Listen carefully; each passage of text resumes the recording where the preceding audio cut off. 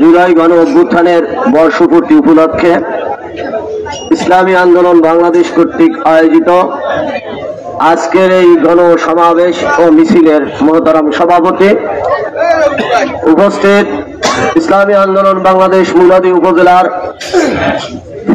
নেতৃবৃন্দ, বিভিন্ন এলাকা থেকে আগত কর্মী ভাইরা, আজকে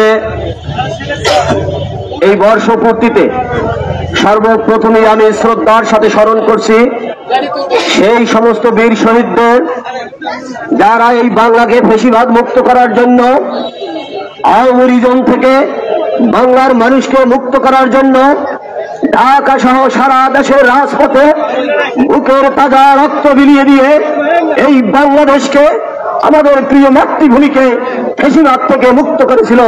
আজকের এই দিনে আমরা শ্রদ্ধার সাথে তাদেরকে স্মরণ করছি, তাদের রূহের মাগফিরাত কামনা করছি, মহান রব্বুল আলামিনের কাছে প্রার্থনা করছি রব্বুল আলামিন যেন তাদেরকে জান্নাতুল ফিরদাউসের উচ্চ মাকাম দান করেন। সাথে সাথে আমরা স্মরণ করছি সেই সমস্ত জুলাই যোদ্ধাদের যারা এখনো বাংলাদেশের বিভিন্ন হাসপাতালে চিকিৎসাধীন আছেন, যারা জীবনের চিরদিনের জন্য চোখ হারিয়েছেন, হাত হারিয়েছেন, পা হারিয়েছেন, নিজের চিরদিনের জন্য পঙ্গু হয়ে গেছেন, হাসপাতালে এখনো যারা চিকিৎসাধীন আছেন, তাদেরকে আমরা শ্রদ্ধার সাথে স্মরণ করছি। সাথে সাথে এই দিনে আজকের অন্তর্বর্তী সরকারের কাছে আমরা উদাত্ত আহ্বান জানাচ্ছি, যারা হাসপাতালে এখনো যথাযোগ্য চিকিৎসা পাচ্ছে না, অতি সত্বর তাদেরকে চিকিৎসার ব্যবস্থা করতে হবে এবং তাদের জন্য যদি যে বরাদ্দ আছে সেই বরাদ্দে যদি তাদের চিকিৎসা না হয়, অন্য বরাদ্দ থেকে টাকা কেটে অন্য বরাদ্দ বাতিল করে, উন্নয়ন প্রকল্প বাতিল করে আমার বীর শহীদ যারা তারা রক্ত দিয়েছে, যারা পঙ্গুত্ব বরণ করেছে, বাংলার মানুষকে মুক্ত করার জন্য যারা চেষ্টা করেছে, তাদের চিকিৎসায় যত টাকা লাগে তত টাকা ব্যয় করতে হবে। প্রিয় ভাইরা আমার, আপনারা জানেন জুলাই আন্দোলন যখন থেকে শুরু হয়েছে বিভিন্ন গোষ্ঠী এই আন্দোলনকে তারা নানাভাবে সহযোগিতা করেছে, সকলের অবদানকে আমরা শ্রদ্ধার সাথে স্মরণ করছি। কিন্তু আমরা এটা ব্যর্থহীন ভাবে বলতে চাই, রাজনৈতিক ব্যানারে নিজস্ব দলীয় পরিস্থিতি নিয়ে অন্য কোন দল তারা ছাত্রদের পাশে দাঁড়ায়নি। আপনারা জানেন এই গত বছরের 16 তারিখে রংপুরে আবু সাইদ যখন সেখানে শাহাদাত বরণ করেছে, সেই তারপরের দিনই, তার একদিন পরেই 18 তারিখে ঢাকার বাইতুল মুকাররমে ইসলামী আন্দোলন বাংলাদেশের কেন্দ্রীয় কমিটির উদ্যোগে প্রতিবাদ সমাবেশ হয়েছিল। সেখানে আমাদের মোহতারাম আমির বঙ্গ অভিভাবক ইরশাদ সর্বনাই তিনি দায়িত্বহীন ভাবে বলেছিলেন, হে নরপিশাচের দল, আমার ছেলের বুকে তুই কেন গুলিকে চলেছ, আমার মেয়ের বুকে কেন গুলি চলেছ, আমার ভাইয়ের বুকে কেন গুলি চালিয়েছ, তোদের এই দেশে ক্ষমতায় থাকার, মাঝপথে থাকার, সিংহাসনে থাকার কোন অধিকার নাই। তোরা কখন গুলি ছাড়বি, তোদেরকে গুলি ছাড়া করে তারপর ঘরে ফিরবো, তার আগে ইসলামী আন্দোলন ঘরে ফিরবে না। এই যে আন্দোলনের অগ্নিশিখা জ্বলে উঠেছিল, তারপরে আপনারা দেখেছেন 3 তারিখে আমাদের মোহতারাম নায়েবে আমির তিনি সেখানে যে জ্বালাময়ী বক্তব্য দিয়েছিলেন, 1 দফা 9 দফা নয়, 9 দফার দাবিকে 1 দফায় পরিণত করে আমাদের মোহতারাম নায়েবে আমির বলেছিলেন এখন শুধু দফা একটা দাবি, সেটা হইল হাসিনা তুই কবে যাবি। বলেছিলেন 1 দফা 1 দাবি, হাসিনা তুই কবে যাবি। এই যে বিলম্ব তিনি জানিয়েছিলেন, সকলে উত্তপ্ত হয়েছিল, ঢাকার রাজপথ প্রকম্পিত হয়েছিল।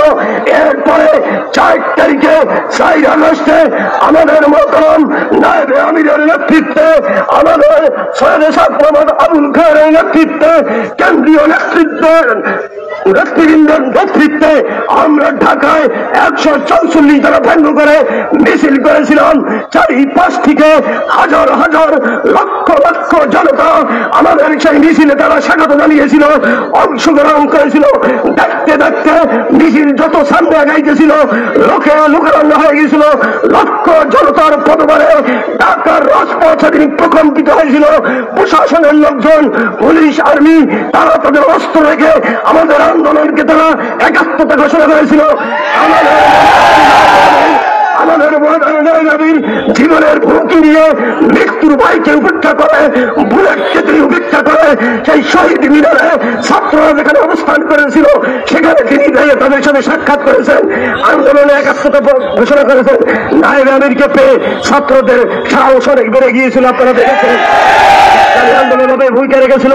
যদি হাসিনার পতন না হতো, যদি এই ফেসিবাদের পতন না হতো, অনেকেই হয়তো বলছেন, আমরা দেখেছি যে আমরা আন্দোলনের সাথে সরাসরি জড়িত নয়, এই কথা বলে তাদের সাইড নেওয়ার সুযোগ ছিল। ইসলামী আন্দোলন বাংলাদেশে সাইড নেওয়ার কোনো সুযোগ ছিল না, ফয়জুল করিমের সাইড নেওয়ার কোনো সুযোগ ছিল না, সাইড নেওয়ার কোনো সুযোগ ছিল না। আল্লাহর মেহেরবানি আপনাদের আমাদের এদেশে আমার তৌহিদি জনতার ঐকান্তিক প্রচেষ্টায় ফ্যাসিবাদ বিদায় নিয়েছে। আলহামদুলিল্লাহ, আমরা শুকরিয়া আদায় করি। আজকের এই বর্ষপূর্তিতে আমরা বলতে চাই ফ্যাসিবাদ বিদায় নিয়েছে, কিন্তু ফ্যাসিবাদের যে রেখে যাওয়া যেই থিওরি, যেই মতামর্শ, যেই ব্যবস্থা, সেই ব্যবস্থার কোনো পরিবর্তন হয় নাই। প্রতিটা সেক্টরে ফ্যাসিবাদের সেই রেখে দেওয়া দোসররা এখনো ঘাটতি মেরে বসে আছে।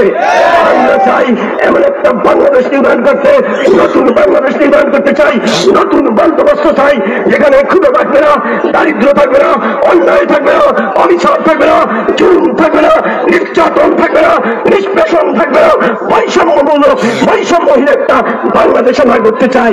এজন্য আমাদের যে সমস্ত বন্ধুদের প্রতি আমরা আহ্বান জানাবো, যারা একসাথে আমরা আন্দোলন করেছি, আসুন কেউ এককভাবে ক্ষমতার লোভে আমাদের নতুন বন্দোবস্তকে বানচাল করে দিয়েন না। আসুন আমরা একসাথে মিলে নতুন বাংলাদেশ আমরা গড়ে তুলি। এজন্যই আমাদের বিশ্বাস চর্মায় আমাদের মোহতারাম তিনি পিয়ার ব্যবস্থার পক্ষে তিনি বলেছিলেন, আজকে সরকার আমাদের আন্দোলনের ফলে তার দুই কক্ষ সংসদের উচ্চ কক্ষে পিয়ার মেনে নিয়েছে। এই যে অংশ বিশেষ মেনে নিয়েছে, এই জন্য তাদেরকে আমরা সাধুবাদ জানাই। পাশাপাশি আমরা বলতে চাই সংসদের নিম্নকক্ষেও 300 আসনই পিয়ার ব্যবস্থা প্রত্যাবর্তন করতে হবে। পর্যন্ত নিম্নকক্ষে 300 আসনে পিয়ার ব্যবস্থা না হবে, ততদিন পর্যন্ত ইসলামী আন্দোলন বাংলাদেশ আমাদের এই আন্দোলন থাকবে না, এই থাকবে না।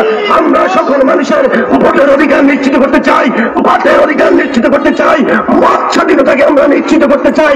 সকল মানুষ নির্বিঘ্নে সুন্দরভাবে তাদের নেতা নির্বাচন করবে, কারা দেশ পরিচালনা করবে সেইটা তারা নির্ধারণ করবে।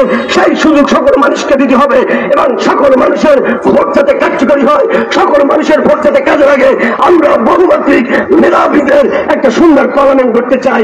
এই জন্য সকলের আহ্বান জানাচ্ছি, বিএনপি সহ সকল রাজনৈতিক নেতৃবৃন্দের প্রতি আমরা আহ্বান জানাচ্ছি, আসুন সেভাবে আমরা সকলে মিলেমিশে স্বৈরাচারকে তাড়িয়েছি, স্বৈরাচার মুক্ত করেছি। আগামী দিনে নতুন বাংলাদেশ নির্মাণও আমরা সবাই একসাথে করব, এই আশাবাদ ব্যক্ত করে যারা এখানে উপস্থিত হয়েছে সকলকে ইসলামী আন্দোলনের পক্ষ থেকে মোবারকবাদ জানিয়ে, বিশ্বাস চন্দ্রের পক্ষ থেকে আপনাদেরকে মোবারকবাদ জানিয়ে আমি আমার সংক্ষিপ্ত কথা শেষ করছি। আমার তৌফিক ইল্লা বিল্লাহ।